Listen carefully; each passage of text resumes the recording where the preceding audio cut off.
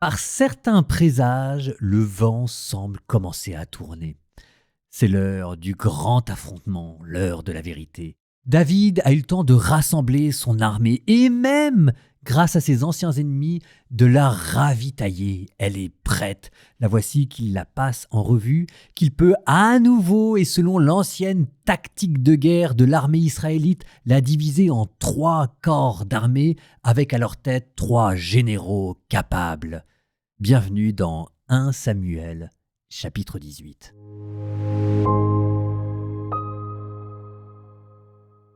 David passa en revue ses troupes et mit à leur tête des officiers de milliers et des officiers de centaines.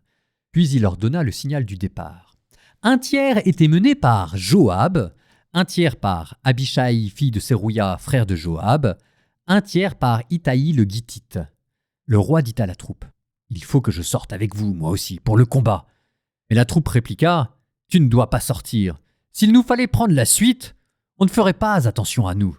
Et si la moitié d'entre nous venait à mourir, on n'y ferait pas attention non plus. Toi, tu es comme 10 000 d'entre nous. Et mieux vaut que tu puisses nous secourir depuis la ville. » Le roi leur dit : « Je ferai ce que bon vous semble. » Et il se tint près de la porte de la ville, pendant que toute la troupe en sortait, regroupée par centaines et par milliers. À Joab, Abishai et Itaï, le roi donna alors cet ordre : « Par égard pour moi, ménagez le jeune Absalom. » Et toute la troupe entendit quand le roi donna cet ordre au chef à ce propos d'Absalom. Les troupes sortirent dans la campagne à la rencontre d'Israël, et le combat eut lieu dans la forêt d'Éphraïm. C'est là que les troupes d'Israël furent battues par les serviteurs de David, et qu'il y eut de grandes pertes. 20 000 hommes ce jour-là.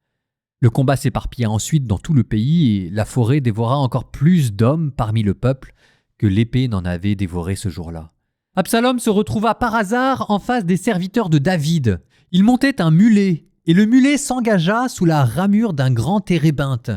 La tête d'Absalom se prit dans les branches et il resta entre ciel et terre, tandis que le mulet qui était sous lui continuait d'avancer. Quelqu'un l'aperçut et avertit Joab : « Je viens de voir Absalom suspendu dans un térébinthe. » Joab dit à l'homme qui l'avait averti : « Tu l'as vu ? Pourquoi donc ne l'as-tu pas frappé et abattu sur place ? J'aurais dû alors te donner 10 pièces d'argent et une ceinture. » L'homme répondit à Joab : « Même si je soupesais maintenant dans la paume de mes mains 1000 pièces d'argent, je ne porterai pas la main sur le fils du roi, car nous avons entendu de nos oreilles l'ordre que le roi vous a donné, à toi, à Abishai et à Itaï. Par égard pour moi, veillez sur le jeune Absalom. Et si j'avais commis cette trahison au péril de ma vie, comme rien n'échappe au roi, tu te serais toi-même tenu à l'écart. » Joab lui dit : « Je ne vais pas perdre mon temps avec toi. » Il se saisit de 3 épieux qu'il planta dans le cœur d'Absalom, encore vivant au milieu du térébinthe. Alors 10 jeunes écuyers au service de Joab entourèrent Absalom pour le frapper à mort. Joab sonna du cor. La troupe, faisant demi-tour, cessa de poursuivre Israël, car Joab l'en empêcha. On prit Absalom, on le jeta dans la grande fosse en pleine forêt, et l'on érigea par-dessus un monceau de pierres très imposant. Tout Israël s'était enfui, chacun à ses tentes. De son vivant, Absalom avait entrepris de se faire ériger une stèle qui se trouve dans la vallée du roi. Il se disait : « Je n'ai pas de fils pour faire mémoire de mon nom », et il donna son nom à la stèle. Aujourd'hui encore, on l'appelle monument d'Absalom.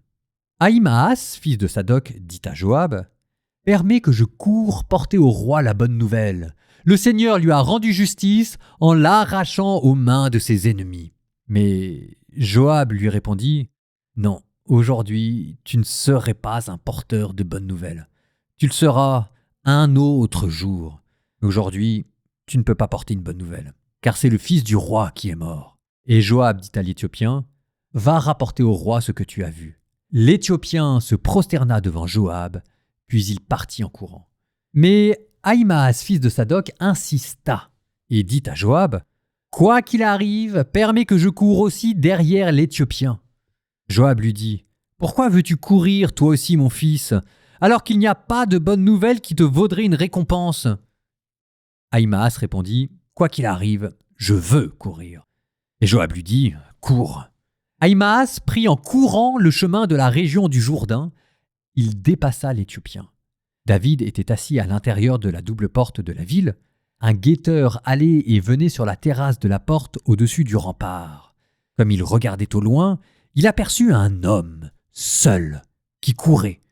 Le guetteur cria pour avertir le roi, et le roi dit « S'il est seul, c'est qu'il a une bonne nouvelle à nous annoncer. » Tandis que l'homme continuait d'approcher, le guetteur en vit accourir un autre. Il cria au portier « Voici encore un autre homme en train de courir seul. » Le roi dit alors « Celui-là aussi apporte une bonne nouvelle. » Le guetteur ajouta « Je reconnais la façon de courir du premier. C'est celle d'Ahimaas, fils de Sadoc. » Le roi dit alors « C'est un homme de bien. Il vient sûrement porter une bonne nouvelle. » Ahimaas s'approcha et dit au roi « C'est la paix. » Il se prosterna face contre terre devant le roi et ajouta « Béni soit le Seigneur ton Dieu. Il a livré les hommes qui s'en étaient pris à mon seigneur le roi. » Le roi demanda « Le jeune Absalom est-il en bonne santé ?» Ahimaas répondit « J'ai bien remarqué une grande agitation au moment où Joab a envoyé l'Éthiopien, serviteur du roi et ton serviteur, mais je ne sais pas ce qu'il y avait. » Le roi lui dit « Écarte-toi et tiens-toi là. » Il s'écarta et attendit. Alors arriva l'Éthiopien, qui déclara « Bonne nouvelle pour mon seigneur le roi. Le Seigneur t'a rendu justice aujourd'hui en t'arrachant aux mains de tous ceux qui se dressaient contre toi. » Le roi demanda « Le jeune Absalom est-il en bonne santé ?» Et l'Éthiopien répondit « Qu'ils aient le sort de ce jeune homme, les ennemis de mon seigneur le roi, et tous ceux qui se sont dressés contre toi pour le mal. »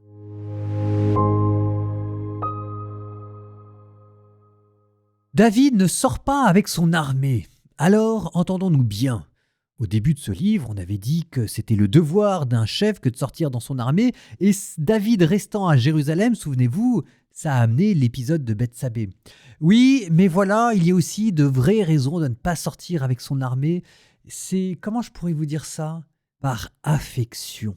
Ce n'est pas pour un pays que combat l'armée, c'est pour un homme, David, et par affection pour lui, il n'est pas question qu'il meure au combat.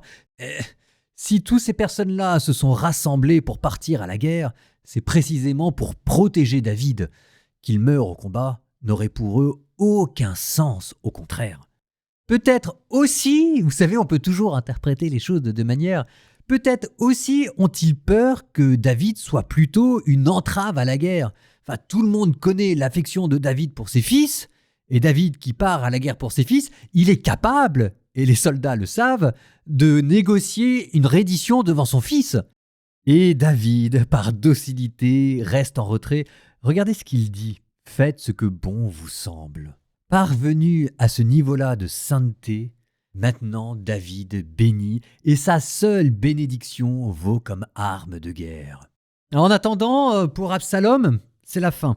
Et, alors là quand même, le récit est cruel envers Absalom. D'abord, on vous dit qu'il perd sa mule. Et j'arrête pas de vous dire que les mules, c'est un symbole royal. Donc, vous sentez tout ce que ça veut dire. Ensuite, vous avez ce curieux passage où sa tête avec ses cheveux se prennent dans les branches. Alors, je me souviens de mes anciens cours d'exégèse qui me disaient « Ah, Absalom, figure christique qui meurt entre le ciel et la terre, suspendu au bois comme Jésus-Christ. » Calmons-nous, hein. La figure du Christ ici, c'est David. Absalom, ses cheveux qui se prennent dans cet arbre. Et ça ne vous fait pas penser au début le texte qui avait soin de vous préciser que Absalom était fier de ses cheveux et que quand il allait chez le coiffeur, ça faisait 200 cycles, 2,28 kg on avait dit. Eh bien ce sont ces mêmes cheveux, symbole de son orgueil, je vous avais dit l'anti-nazir. Celui qui se rase les cheveux parce qu'il n'appartient pas à Dieu, qui cause sa perte. En plus, c'est quelque chose de très beau parce que si c'est par la tête, vous sentez que c'est par l'orgueil, quitte à faire un mauvais jeu de mots. Vous sentez bien que tout au long de ces chapitres, Absalom avait pris un melon disproportionné. C'est par orgueil qu'il n'avait pas écouté les conseils d'Ahitophel pour chercher la gloire militaire. C'est par orgueil qu'il a voulu coucher avec les concubines. C'est par orgueil qu'il a voulu la royauté. Eh bien, si Dieu élève les humbles, Dieu rabaisse les superbes. Absalom le premier. Mais ça s'arrête pas là.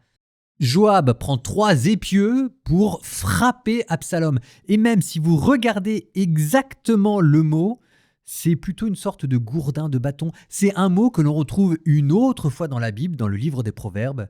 Celui qui refuse le gourdin à son fils le hait, celui qui le réprimande et le corrige l'aime.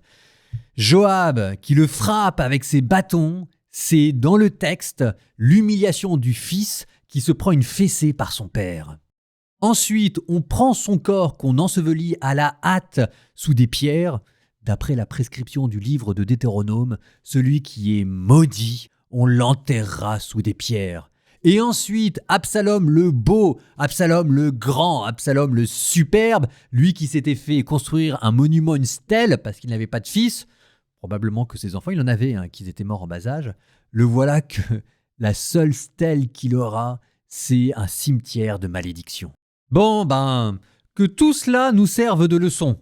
Ne soyez pas orgueilleux, j'ai pas envie de vous retrouver pendu à un arbre.